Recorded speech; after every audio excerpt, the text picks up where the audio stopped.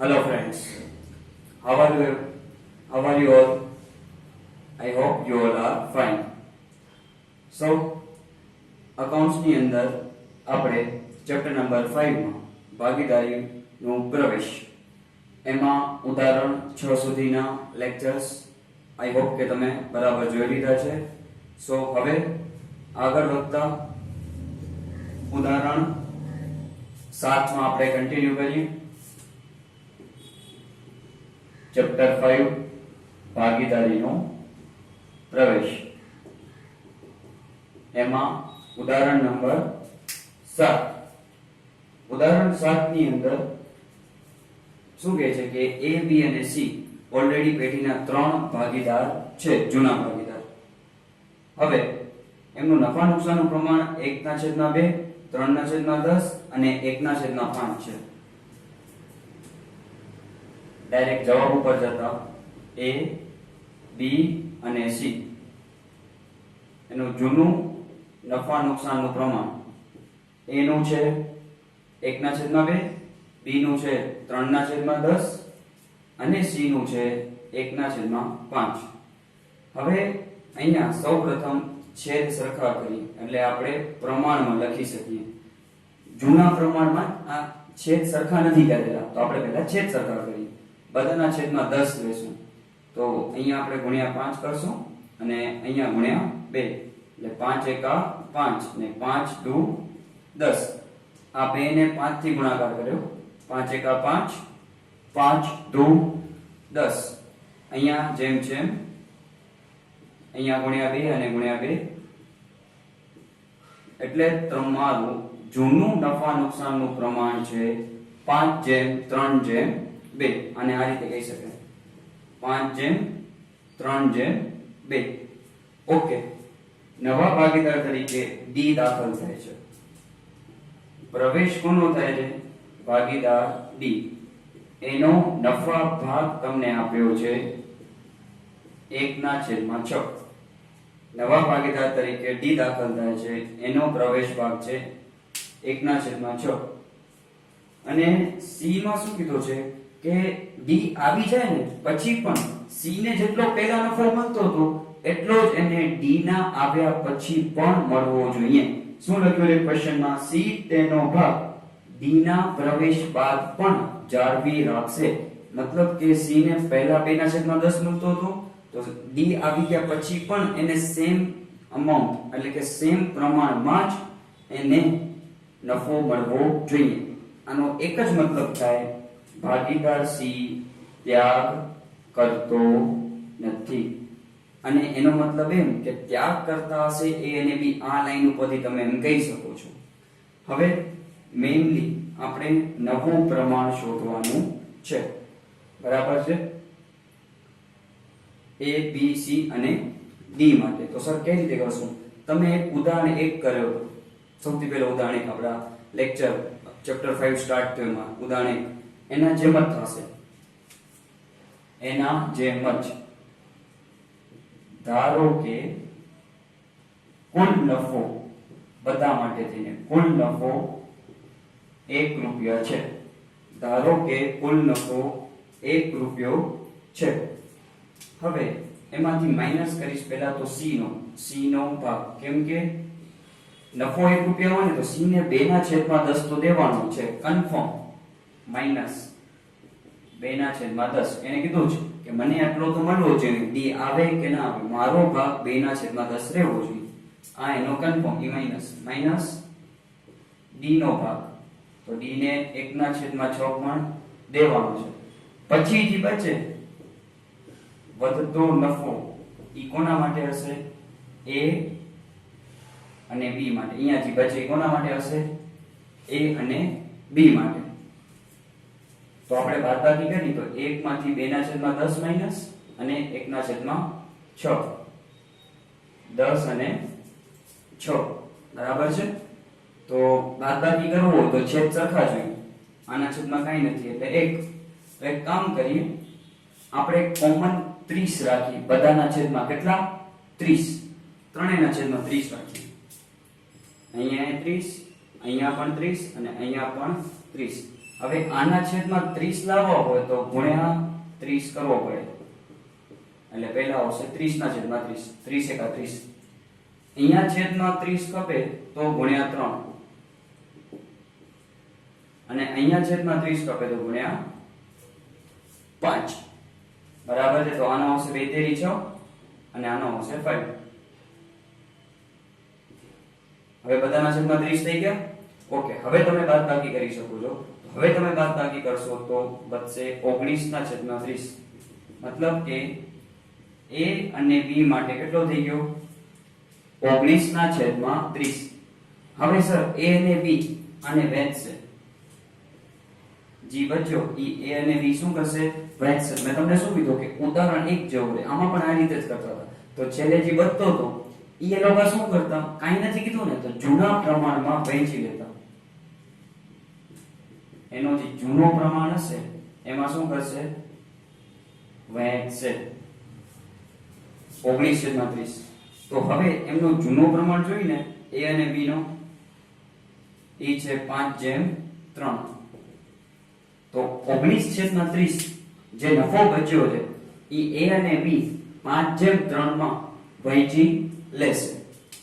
એટલે 19/30 ગુણ્યા 5/8, 19/30 ગુણ્યા 3/8.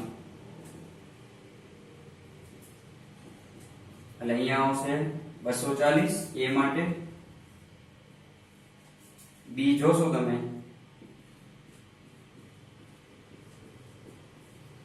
57/240.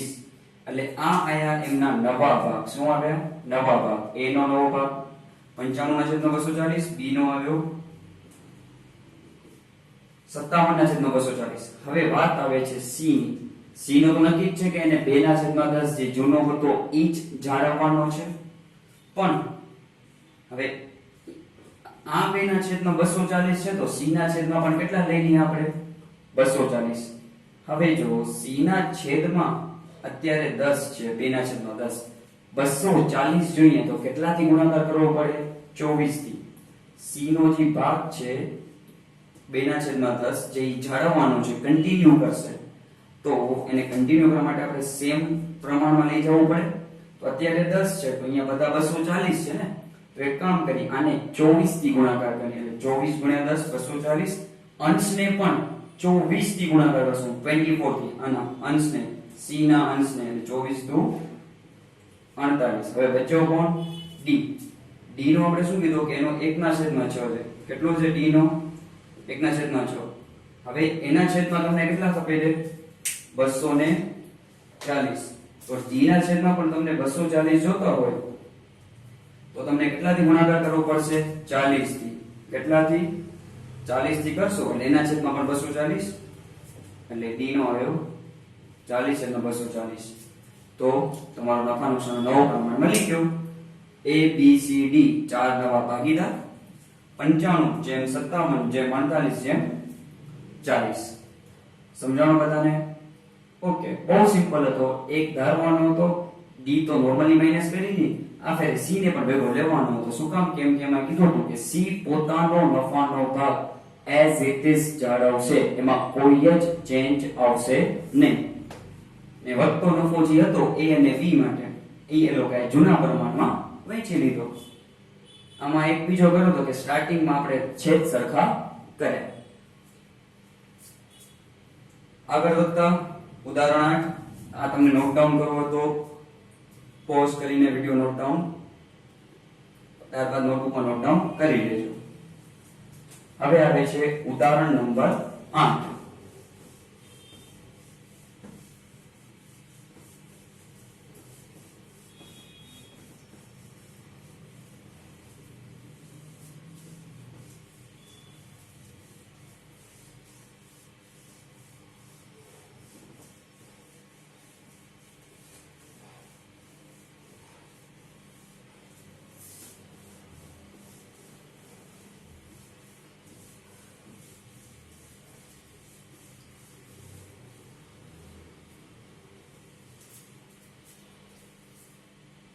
અ અને બ 3/2 ના પ્રમાણમાં નફો નુકસાન વહેંચતા ભાગીદાર છે. તેમણે 1/5 કને પ્રવેશ આપ્યો. બરાબર. તો બે લાઈન વાંચી તો આપણે એ પ્રમાણે કરી. પેલા અ એટલે હું એ કહું છું, બ ને બી, અ ને એ અને બ ને બી. 3/2 આ એમનું છે જૂનું પ્રમાણ. તમે આમ પણ લખી શકો 3/5 2/5. પ્રવેશ આપ્યો છે એમણે ક એટલે કે સી કીધો. એનો પ્રવેશ ભાગ છે 1/5. ઓકે. પ્રવેશ ભાગ સી નો નફામાં પ્રવેશ ભાગ 1/5. કોને તેના નફાના ભાગ પૈકી 1/20 ભાગ એ પાસેથી મળશે ને બાકીનો ભાગ બી પાસેથી મળશે. તો નવો ભાગ શોધો. હવે શું કહે છે કે સી ને એ પાસેથી 1/20 નફો મળશે. તો આ 1/20 છે ને એ કાંઈ પણ એનો ત્યાગ છે. મેં તમને શું કીધું, ભાગ નો જેવો કઈ શબ્દ હોય ને, પોતાના ભાગનો કેટલો આપ્યો, તો એનામાં તમને ત્યાગ અલગથી શોધવો પડે. બરાબર. માંથી કે પાસેથી જેવા શબ્દ હોય તો મતલબ કે ઈ પોતે ત્યાગ છે. એનો મતલબ એમ કે અહીંયા 1/20 છે ઈ પોતે શું છે? એનો ત્યાગ. ઓકે. એનો ત્યાગ આપણે મળી ગયો. 1/20 આપ્યો છે. બી નો ત્યાગ નથી આપ્યો તમને. તો સર ઈ કેમ મળે? વેઇટ. તો એક સૂત્ર આપણે સમજાતા કે જ્યાં સી નો ભાગ છે પ્રવેશ ભાગ, ઈ એ નો ત્યાગ અને બી ના ત્યાગનો સરવાળો હશે. સી નો જે પ્રવેશ ભાગ છે એ શું હશે? બે ના ત્યાગનો સરવાળો. તો એક કામ કરું ને, સી નો ભાગ કેટલો? 1/5. એ નો ત્યાગ 1/20. હવે મને શું જોઈએ? બી નો ત્યાગ. આને બરાબર ની આ બાજુ લઈ આવો. 1/5 માઈનસ 1/20 એટલે મને ડાયરેક્ટ શું મળશે? બી નો ત્યાગ. બાદ બાકી કરવી હોય તો છેદ સરખા જોશે. અહીંયા 5 અહીંયા 20. આના છેદમાં 20 કરો તો ગુણ્યા 4. 4 એકા 4, 5 ચોક 20 છેદમાં 1/20. માટે બી નો ત્યાગ બરાબર 3/20. તમને બી નો પણ ત્યાગ અહીંયા મળી ગયો. એક મિનિટ. એ નો ત્યાગ છે, બી નો ત્યાગ છે, સી નો ભાગ છે. હવે શું જોઈએ? નવું પ્રમાણ. નવા ભાગનો સૂત્ર શું છે? જૂનો ભાગ માઈનસ ત્યાગ. આપણે કોનો જોઈએ? એનો નવો ભાગ જોઈએ. એનો જૂનો કેટલો? 3/5 માઈનસ એનો ત્યાગ કેટલો? 1/20. છેદ સરખા કરવા પડશે. અહીંયા 5 છે ત્યાં 20 છે. ગુણ્યા 4 11/20.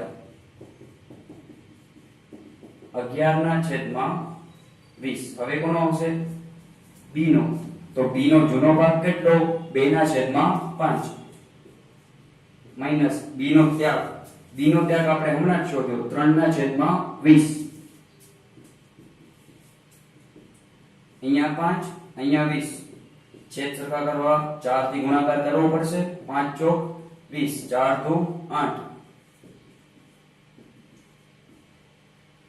એટલે બી નો નવો ભાગ આવ્યો 5/20. ઓકે. હવે અહીંયા જો એ બી સી. એ નો છે 11/20, બી નો છે 5/20. એક મિનિટ. સી નો ભાગ કેટલો હતો? 1/5. તો આ બંનેના નવા પ્રમાણમાં છેદમાં 20 છે. તો સી ના પણ જે ભાગ છે એનામાં પણ આપણે છેદમાં 20 લઈએ. અહીંયા કેટલા? 5. છેદમાં 20 લેવા હોય તો ગુણ્યા 4 કરવા પડે. એટલે છેદમાં પણ ગુણ્યા 4, અંશમાં પણ ગુણ્યા 4 એટલે 4/20. તો આ તમારો આવ્યો નવો પ્રમાણ 11/5/4. તમારો શું થશે? નવું પ્રમાણ. ખ્યાલ આવ્યો તમને? બહુ ઈઝી હતો. કાંઈ જ નતો. જૂનો પ્રમાણ આપ્યો તો, પ્રવેશ ભાગ આપ્યો તો, એક નો ત્યાગ આપ્યો તો. એક નો ત્યાગ હોય ને પ્રવેશ ભાગ હોય તેમાંથી તમે આ યુઝ કરો સૂત્ર એટલે તમને બીજાનો ત્યાગ મળે. એકવાર બે ના ત્યાગ હોય, જૂનામાંથી ત્યાગ માઈનસ કરો એટલે નવો ભાગ આરામથી તમારી પાસે આવી જાય. ઓકે, આ હતો તમારો ઉદાહરણ નંબર 8. હવે છેલ્લો ઉદાહરણ નંબર 9. એટલે તમારા આ ટાઈપના બધા દાખલા અહીંયા પૂરા થાય છે. લાસ્ટ ઉદાહરણ નંબર 9. તમે એકચ્યુઅલી બધા દાખલા જોયા છે ને એકમેક જેવા જ છે, બસ થોડો ઘણો એ લોકો રકમમાં ચેન્જીસ કરે છે. બીજું કઈ એનામાં જાજો કઈ ફરક નથી.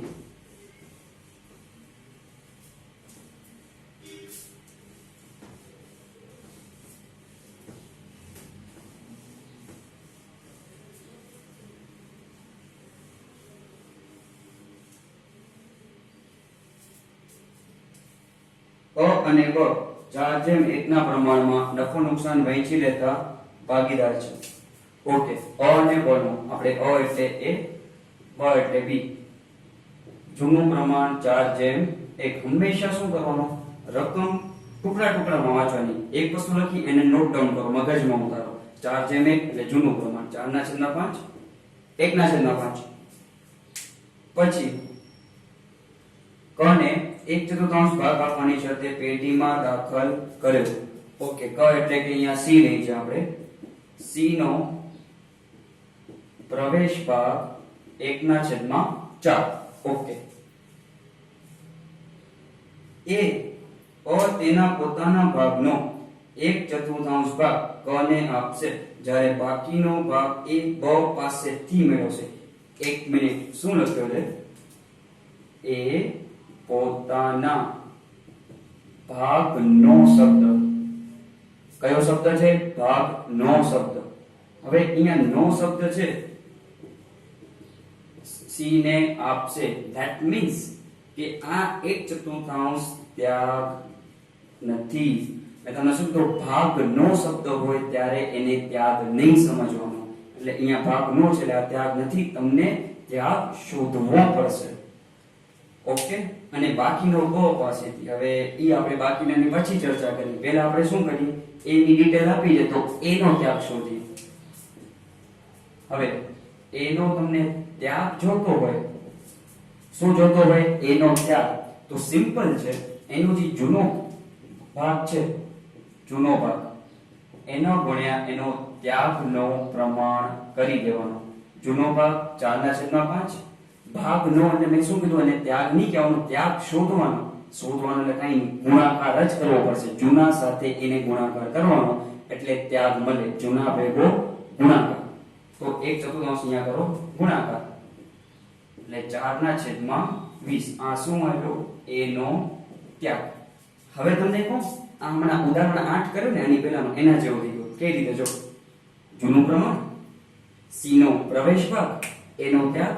બસ હવે ઈ સૂત્ર વાપરો ફરી પાછો કે સી નો ભાગ બરાબર એ નો ત્યાગ પ્લસ બી નો ત્યાગ. આટલો જ નવો હતો. હવે ઉદાહરણ 8 જ છે. સી નો ભાગ 1/4, એ નો ત્યાગ 4/20, બી નો ત્યાગ શોધવાનો છે. હવે બરાબર ની આ બાજુ લઈ લો. 1/4 માઈનસ 4/20 એટલે શું બનશે? બી નો ત્યાગ. આના છેદમાં 20 નથી, બરાબર? છેદ સરખા કરવા પડશે. ગુણ્યા 5 5 1 5 5 ચોક 20. 4/20 એટલે આવશે 1/20. બી નો ત્યાગ. બી નો ત્યાગ કેટલો આવ્યો? 1/20. એક મિનિટ, એ નો ત્યાગ બી નો ત્યાગ બે આવી ગયા. હવે નવો ભાગ શોધો તો સિમ્પલ છે, જૂનો માઈનસ ત્યાગ. નવો ભાગનો સૂત્ર શું?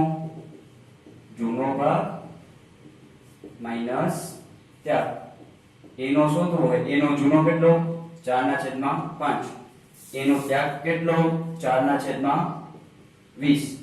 હવે અહીંયા છેદમાં 5, અહીંયા છેદમાં 20. હવે આના છેદમાં 20 જોઈએ આપણે તો 4 થી ગુણાકાર કરવું પડે. 5 ચોક 20, 4 ચોકું 16 માઈનસ 4/20. 16 માંથી 4 જાય તો 12/20. શું આવશે? એનો નવો ભાગ. હવે બી ની વાત કરી. બી નો જૂનો ભાગ કેટલો? 1/5. એનો ત્યાગ કેટલો? બી નો ત્યાગ હમણાં જ શોધ્યો, 1/20. હવે અહીંયા છેદમાં 5, અહીંયા છેદમાં 20. હવે આના છેદમાં 20 કરવા હોય તો ગુણ્યા 4 અને 4, તો 5 ચોક 20 ને 4 એકુ 4 માઈનસ 1 ના છેદમાં 20. તો b નો નવો ભાગ કેટલો આવશે? 4 માંથી 1 જાય તો 3 ના છેદમાં 20. હવે a, b અને c, a નો નવો ભાગ 12 ના છેદમાં 20, b નો નવો ભાગ 3 ના છેદમાં 20, 2 ના છેદમાં 20 20 છે. c નો કેટલો છે ભાગ? 1 ના છેદમાં 4, તો એના છેદમાં આપણે 20 લઈ લઈએ એટલે પ્રમાણ બને. હવે અહીંયા છેદમાં 4 આપણે જોઈએ 20, તો 4 ને 20 નો કરાવો તો ગુણાકારમાં 5 કરવા પડે એટલે છેદમાં 5 ગુણાકાર, અંશમાં પણ 5 ગુણાકાર એટલે પ્રમાણ આવશે 12:3:5. આ આવ્યો તમારો નવું પ્રમાણ. ઈઝી. તો અહીંયા તમારા આ બધા જ નાના દાખલા કમ્પ્લીટ. ઓકે, તો પણ કોઈને કંઈ ક્વેરી કે ડાઉટ હોય તો તમે પૂછી શકો છો. બસ હવે તમારા સ્ટેટિસ્ટિક્સમાં આપણે બે ચેપ્ટર 2 જ કમ્પ્લીટ કર્યું હતું. હવે ચેપ્ટર 3 પણ આપણે સાયમલ્ટેનિયસલી તમને એક એક વિડિયો મળતા આવશે. ઓકે, કંઈ પણ ક્વેરી કે ડાઉટ હોય તો તમે ઈઝીલી પૂછી શકો છો. Thank you.